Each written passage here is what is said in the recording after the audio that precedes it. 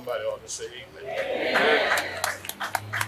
Continuing with this theme, I recently came across an article entitled "Taking a Stand" at Standing Rock, which talks about the fight being waged against injustices against the Sioux tribes in North Dakota. One of the persons leading the fight with his fellow tribesmen is Joseph McNeil, Jr.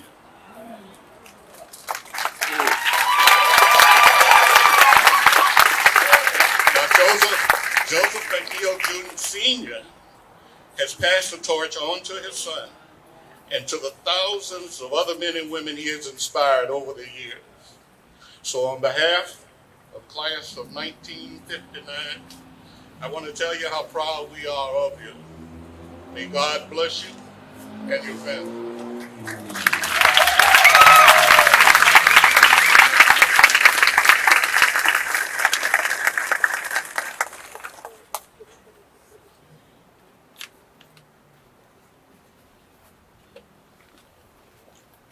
Good morning, Wilmington. Good morning.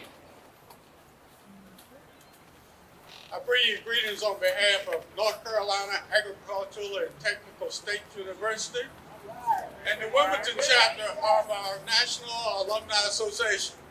Can I please have any Aggies in the house please stand and be recognized at this time?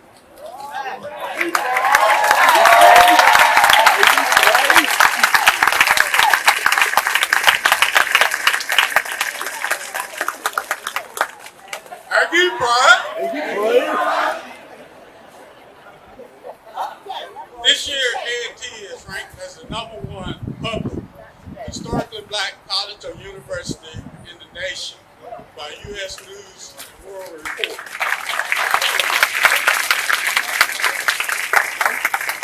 We have over 12,000 students enrolled at A&T, making it the largest HBCU in the nation. Our football team has clinched 3 of the last 4 Celebration Bowl titles. Our field and track team swept the Mid-Eastern Athletic Conference Championship. And our men's baseball team clinched the MEAC South title. Our band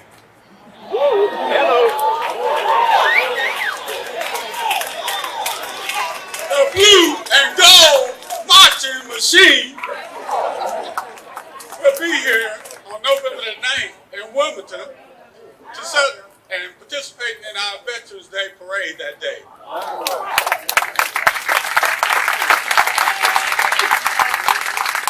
They are ranked as #1 Division I marching bands by ESPN in the nation.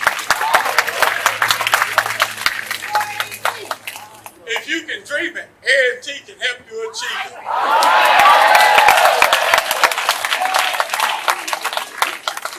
We accept students and produce astronauts, architects, engineers, scientists, farmers, teachers, lawyers, congresspersons, and senators.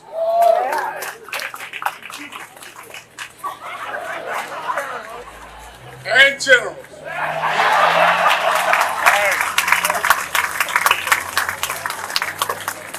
Today we honor one of those former students, retired Major Joseph McNeil,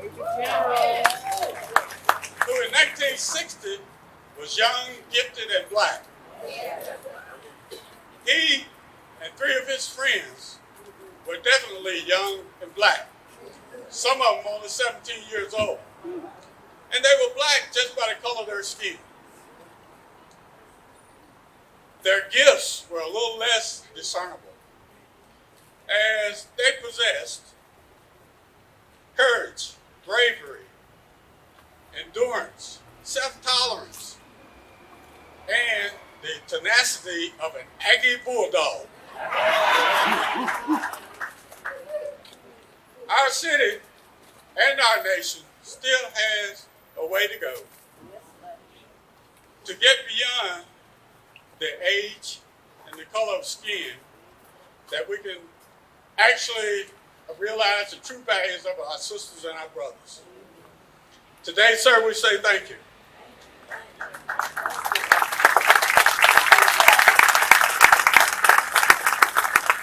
On behalf of North Carolina A&T State University and our Alumni Association, we'd like to present you. We got you an Aggie hat.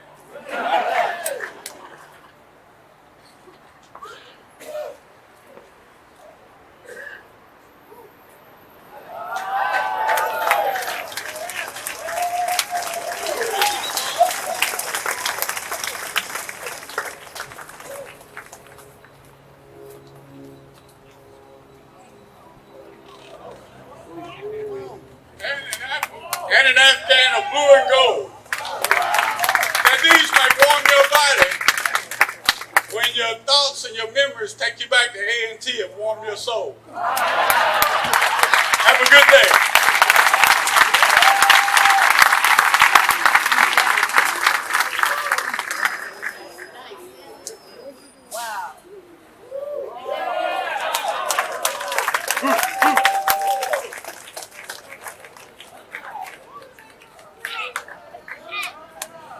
Hold it up.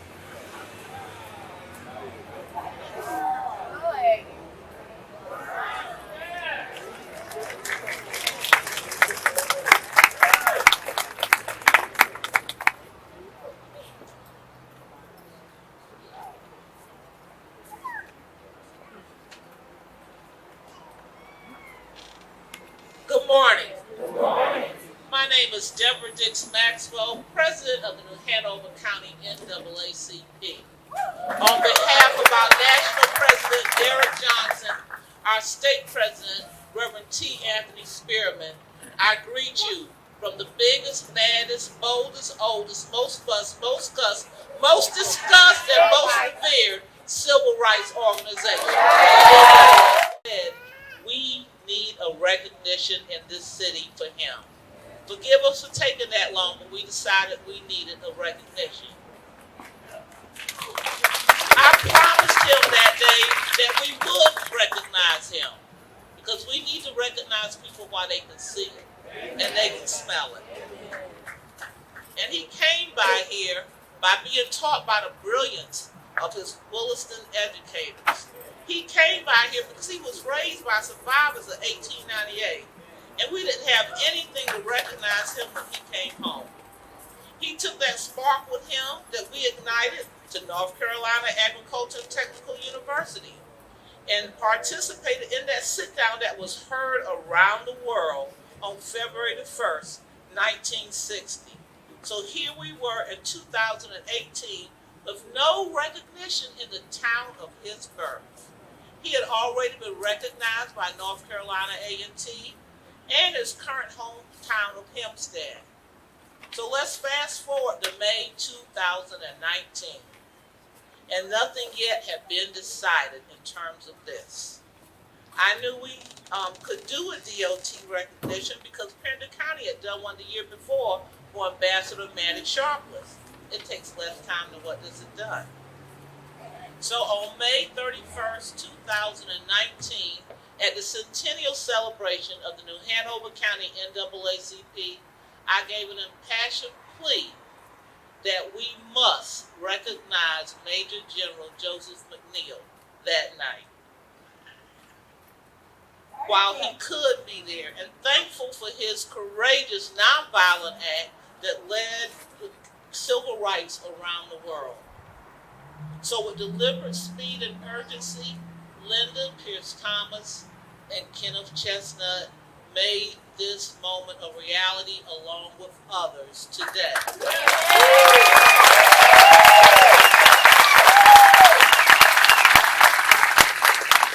It is happening today and will be remembered forever in the annals of history in Wilmington. But Wilmington, I have to ask you, why did it take so long? My regret is that I did not pursue this issue in 2014 when I was given the Joseph McNeil Award by the community CDC, countywide CDC. But today I congratulate him on this occasion, and I remind you, survivors of 1898, those living in this city, do not let any recognition take this long. 59 years was too long. Why didn't we do it 49 years ago? Why didn't we do it 39 years ago? We are grateful, thankful, and blessed that this hero is still here to receive this recognition.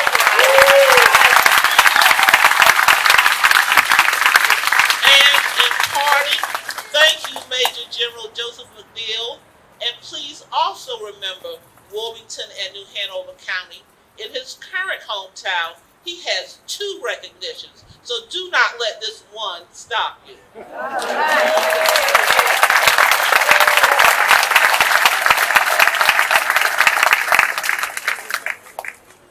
Thank you so much, all of the presenters. Deborah Dixon Maxwell, thank you. Thank you, Mr. Pearson, all the presenters, outstanding.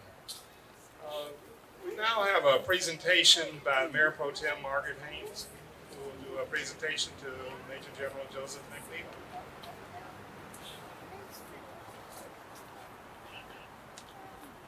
Thank you, Mr. Chestnut. It's my honor, on behalf of the city of Wilmington, to give you something to remember this occasion, if you will help me.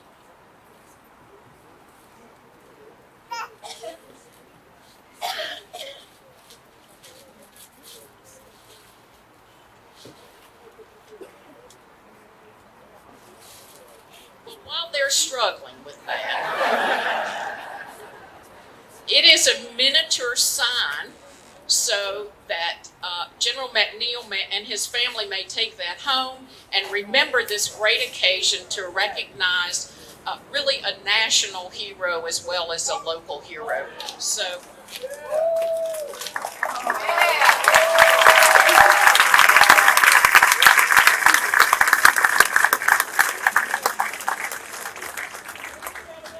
This is a great day. We are honored to have you even in our presence here today, and we appreciate everything you have done for us over the years. Thank you, sir. Thank you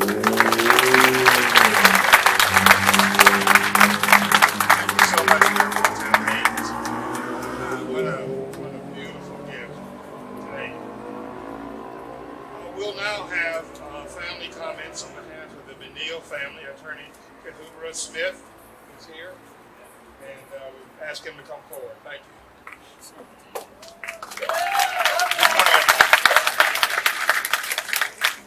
My name is Kibaru Smith, and I'm a family member in the McNeil family, and it's an honor and a privilege to be here. And I want to start by saying that today we are here to honor a living legend, a man who has served his country with distinction and honor, careers in both the United States Federal Aviation Administration and with the United States Air Force, and a man who is a civil rights giant, U.S. Air Force retired General Joseph McNeil, affectionately known to his friends and fellow Wilmingtonians as JoJo. I'm sure many of you all from Wilson High School know him as JoJo.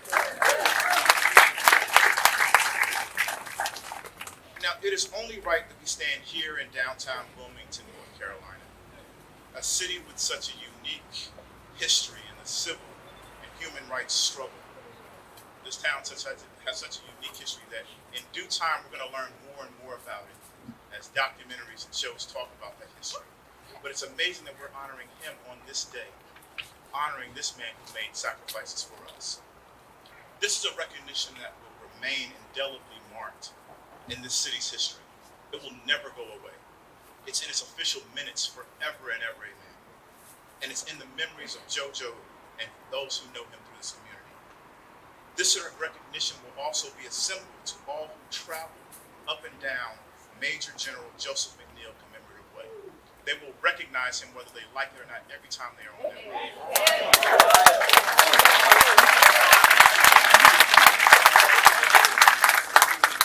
What they will pay homage to is that a very young man, 17-year-old man from Wilmington, North Carolina, courageously took a seat, not knowing what the result was going to be, not knowing if his life was going to end, not knowing if he was going to be targeted, but he courageously took a seat, he took a stand to ensure that all people were afforded equality under the law and reciprocal humanity among their fellow man. And what's amazing about that statement is that that statement has been emulated by others to make statements themselves for whatever their cause is. So it's had an amazing multiplying effect for others who are pushing for civil rights and human rights, separate and apart from African Americans. And we can think about that as we sit here. As was mentioned moments ago, this is an honor that is long overdue. Several other cities have recognized Mr. McNeil. They honored him. Tuskegee Airmen Associations, the city of Atlanta, the city where I'm coming in town from, Washington, D.C. has honored him on the National Mall in the National Museum of African American History and Culture, where you have the replica of the counter where he sat in on our nation's capital. And it's taken far too long for this to happen. But with it happening, I'd like to give special gratitude to those who did make it happen today. I'd like to honor and recognize the Honorable Mayor Bill Sappho for your role in this. The City of Wilmington City Council. And the Hanover County Commissioners Court for their role as well. Because what they recognized was that there was potential for martyrdom when he made that stand, when he took that seat, that there was a sacrifice that was taken. And that act of selflessness will forever be enshrined in the city's history, its public record, and now as a physical marker on this road. And so we can honor and recognize the fact that Mr. McNeil will forever be enshrined in the city's history. I'd like to also recognize those in the community, who many are nameless, who beat the drum. They put the pressure on the city council and on commissioners court to make sure that this happened at this very time.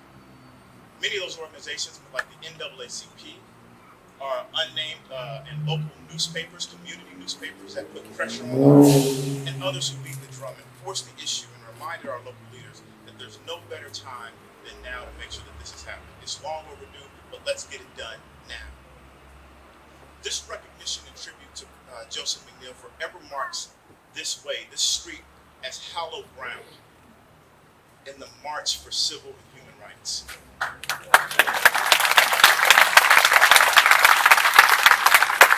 It's now a sacred place in this city, in this state, and in this country. It represents tolerance and justice for all. And this ceremony in and of itself underscores a community's commitment to, and when I say community, I'm talking about the local community, elected officials, citizens, students, this community's respect and dignity for all, number one. Also a spirit of tolerance and acceptance for everyone. Acceptance of the American honored principle of civil disobedience and protest to effectuate and force change. And also equality and justice under the law. That's what this street and this ceremony represent. The city is underscoring our commitment to these very issues and these principles. So let's recognize that in and of itself.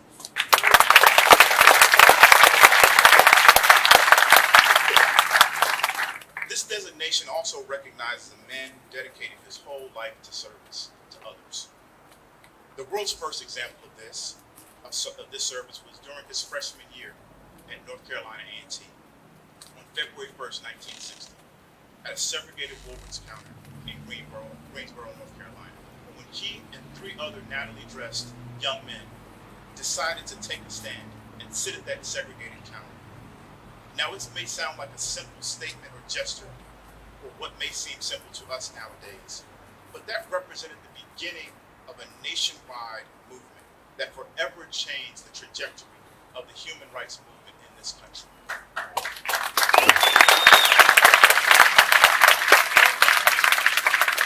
It's funny, I was talking to a former United States Congressman, mentor of mine from Houston, and he told me, Kibaru, make sure you remind the crowd that when Mr. McNeil took that stand several years ago in the 60s, what I did when I was a student at Prairie View A&M was I took a bus down to Houston and did the same. So please let him know that what he did had a multiplying effect, not just in North Carolina, but all across the country.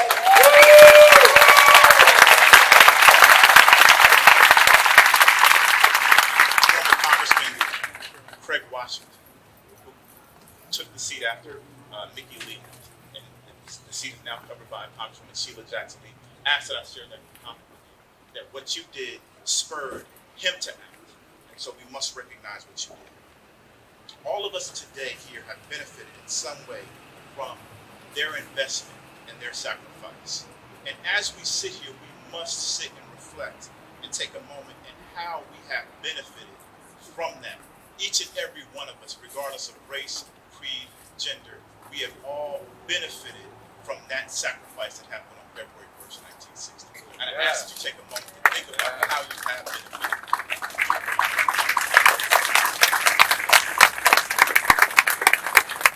After graduating from A&T, he committed his life to his country, continuing to sacrifice by volunteering to serve in the United States Air Force, and gave his best years to serving this country as an airman, rising to the rank of Brigadier General, the rank in which he retired. He also had a career with the U.S. government as a civil servant with the Federal Aviation Administration. And so it's interesting because today's commemoration of Joe's selflessness is a timely reminder that these two acts of service and sacrifice, through civil disobedience and protest, and service to country, are not mutually exclusive. That you can take a stand and still love your country.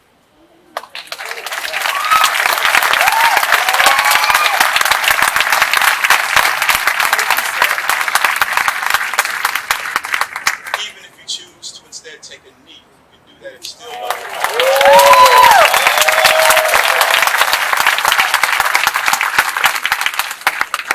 It's a reminder that one can push for change and do it with dignity and honor by protesting societal wrongs and also be on our nation's front lines fighting for our freedoms, which is exactly what he did when he said, I'm going to fight on behalf of our country in Vietnam.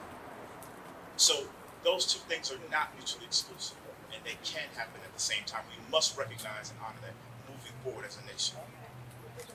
One of the biggest highlights of today and of this occasion is that he is able to receive this honor among those who love and care about him dearly. His family and his friends and the graduates of Williston High School. And I heard someone mention about the STEM program, and I was reading about Williston High School and what an amazing high school it is and what it has been.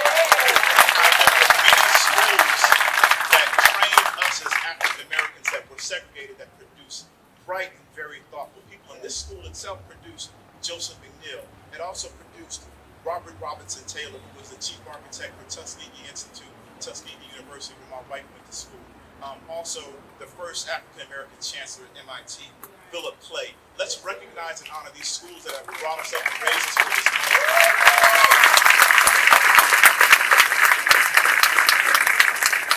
So I want to make sure I pay homage to those at Williston, but also I want to pay homage to the family, and starting with his lovely wife of 52 years. Yes.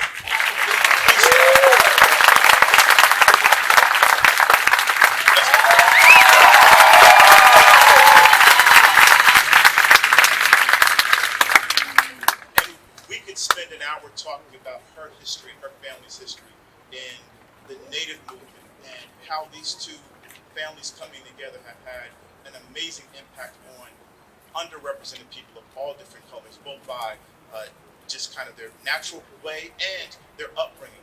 But let's honor this family for the sacrifice that they've made by allowing and hoping, letting this man sacrifice for his country. And so I want to make sure we give a round of applause for Ms. Ina and the 5 children.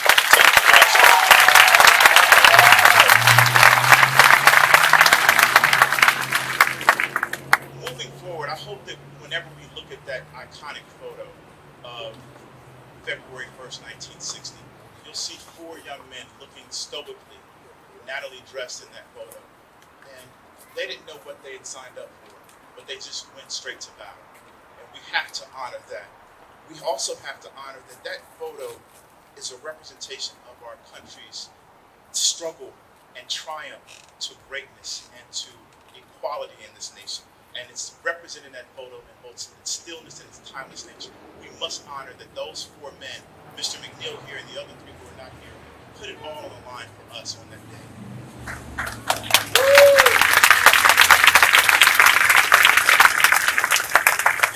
Before I sit down, as a cousin who first met Mr. McNeil at a family reunion when I was 15 years was in awe of the family connection and the sacrifice. This commemoration speaks to the multiplying effect and lasting impact of his protest.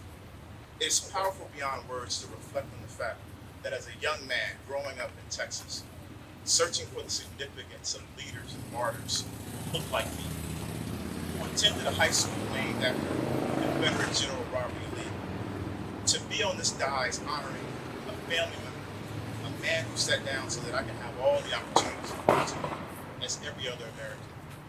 I am struck with intense joy knowing that citizens and visitors of this great city will forever be able to pay homage and respect to the man, the American hero, Joseph McNeil, whenever they cross upon Major General Joseph McNeil Commemorative Way.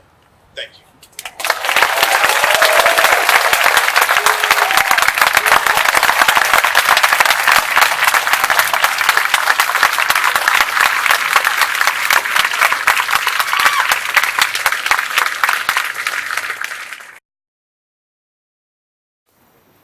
Reminded of what Martin Luther King says. He says, the ultimate measure of a man is not where he stands in moments of comfort and convenience, but where he stands in times of challenge and controversy.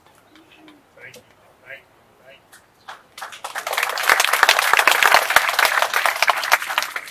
Next, we'll have the introduction of the honoree by Dr. Earl Sheridan, former city council member. And then we will hear from the honoree himself, Major General Joseph McNeil.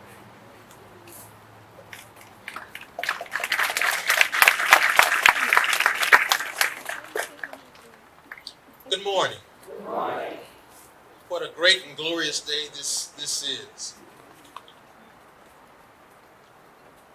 On the wall of my office at UNCW, I had a poster up. It was great African American leaders.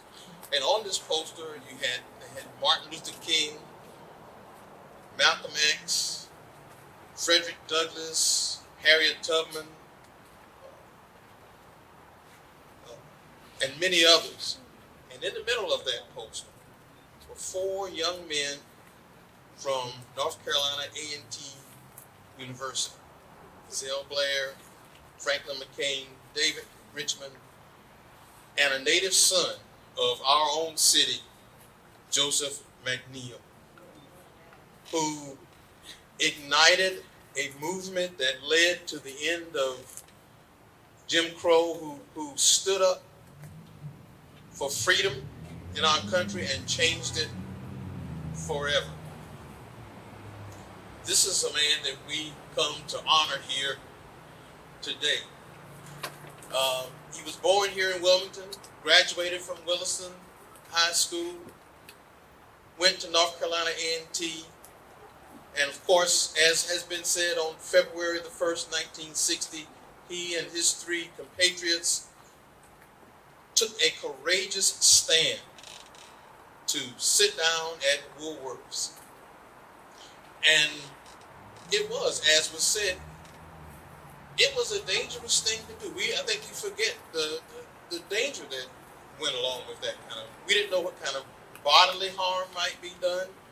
The walls of many civil rights museums are full of names of people who died in the struggle for freedom. We didn't know what would happen with them as far as their future careers were concerned. They were putting all of that on the line. But they did that, and it changed this country forever. He went on to receive his BS degree in engineering physics and went on to a career of 37 years active duty and reserve in the Air Force, retiring at the rank of Major General.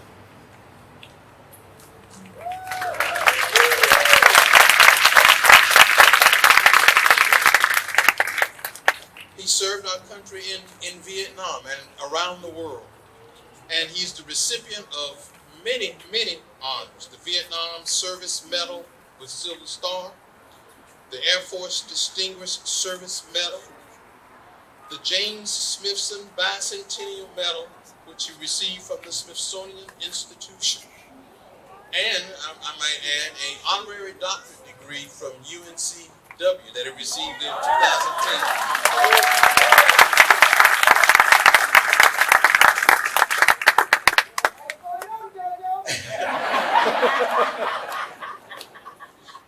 And so here we are to celebrate this tremendous honor today of the Major General Joseph McNeil Commemorative Way, which we also hope to have extended to Burnett Boulevard at some time.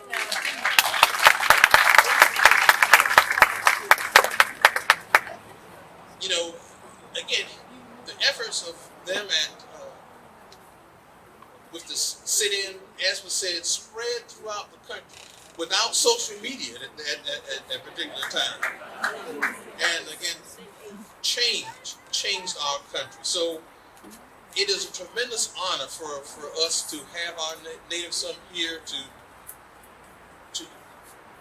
bestow this honor upon him.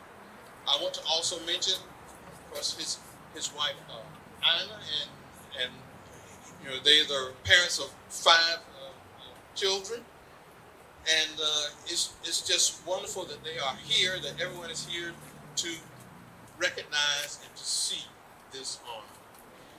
It is my distinguished honor to present Major General Joseph McNeil.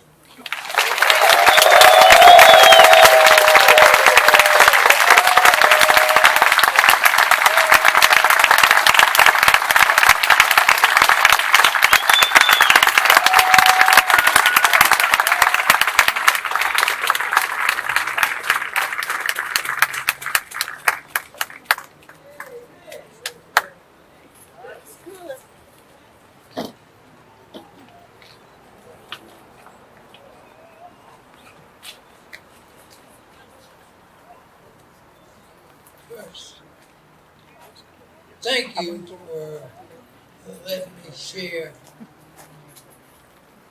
in the events that are taking place and the events that took place. I am overwhelmed at what's happening here today. Powerful, spoken and unspoken words. I recall being a kid, walking down 3rd Street and 1st Street, and remember the time in my backyard on 9th and Dawson, there was a mule. George McClammy's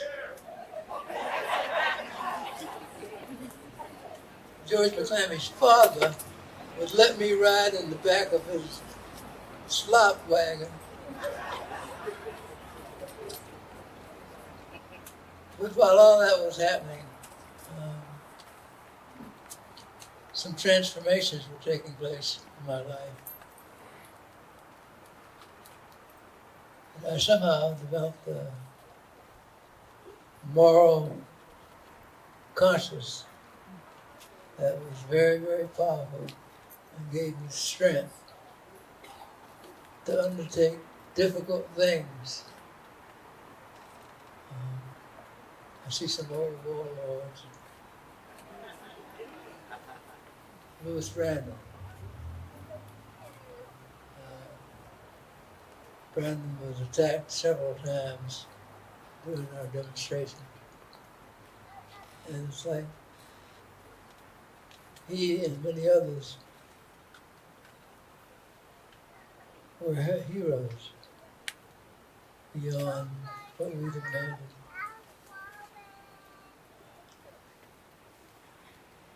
If you were coming up in Wilmington, and you were a black male,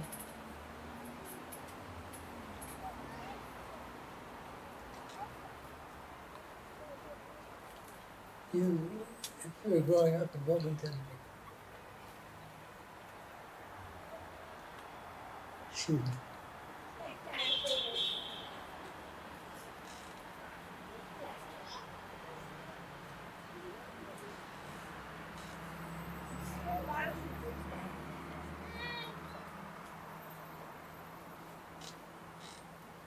Oh yeah. as a kid, what I really admired in others were kids like the Little Rock Nine. They set an example for me, others, and things that I learned right in this community. St. Mary's Church, St. Thomas, all of these institutions help form a moral base for all of us. I smiled when Albert Johnson spoke earlier, Will Johnson's boy.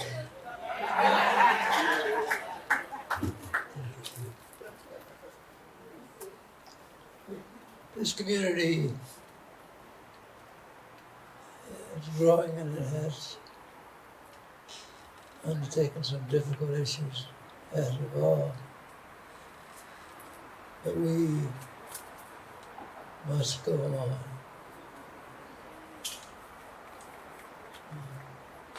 Thank you very much for this opportunity afforded me and my family.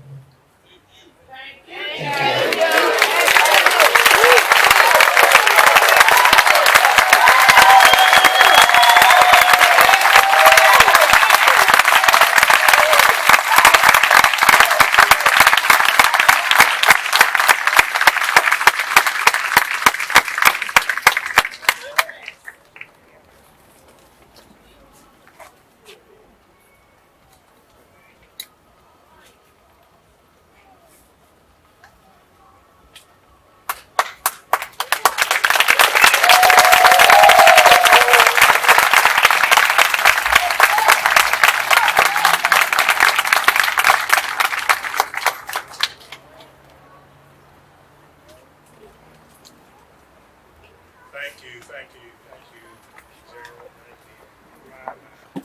This is one of those days that you say, I remember this. There's so many people that made this day possible. Thank you, Mayor and City Council, commissioners, all the supporting elected officials, so many ways. But this community, I just have to tell you, this community, the entire community stood up. They stood up for a cause that we all saw that was important. And I want to thank all of you. And it just goes to show you what can happen when you stand up.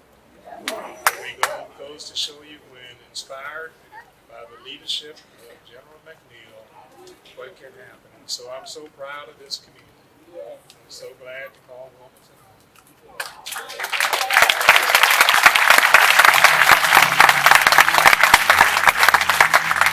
But as we all know, there's work to be done. Power yields nothing without demand. That's what Frederick Douglass said. And so I would invite the Reverend Clifford Barnett, Senior City Council member, to come up and provide the closing prayer, after which we will adjourn to the lobby behind us for a reception where each of you will have an opportunity to speak with each other and with General McNeil. So thank you so much for being here. As I started out saying, you're a beautiful sight. And I won't forget this. So thank you all for being here.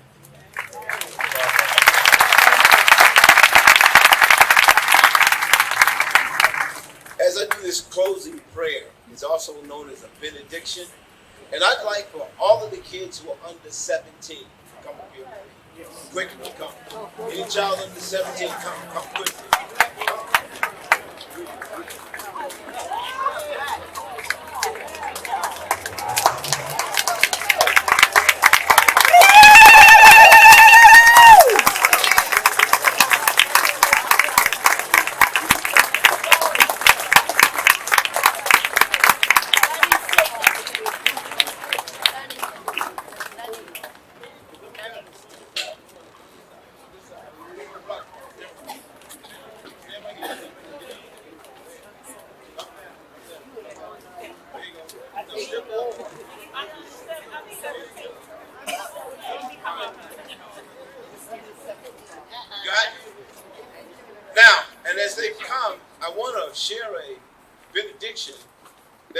probably know by heart. It's probably the most famous in the Bible. It comes from Genesis chapter 31. And it's about a father-in-law and his son-in-law who had a disagreement.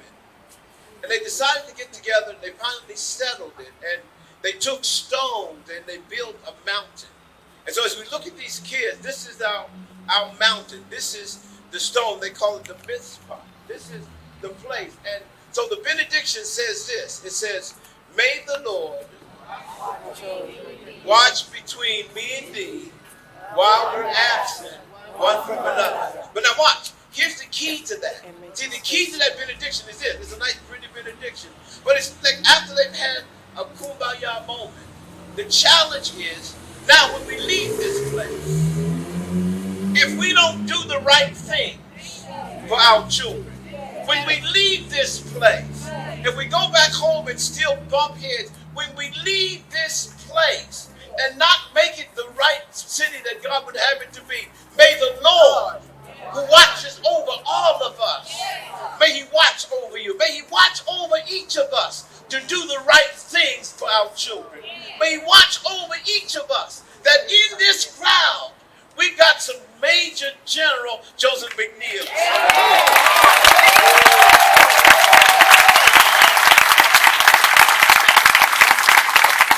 And so kids, I want you to repeat after me, okay? And I want you to look at these adults, look them straight in the eye, and say, may the Lord. No, you got to say it like you mean. Say it like I really, this is a promise. This is a commitment that we're making. We're making an agreement, a covenant. Somebody said when you ride down the street, doesn't matter if your mind hasn't been changed, if you don't do the right thing. So say it now with me. May the Lord watch between me and you while we're absent one from another. God, we thank you for this awesome day. And we thank you that you will change our lives as you've changed Major General Joseph McNeil to be a model example for all of us. And Lord, I ask you lastly, would you watch over these kids? Yeah. Man, may they become the leaders and shakers and movers and those who will sit down and count us so that others may stand up. Bless us and watch over us until we meet again.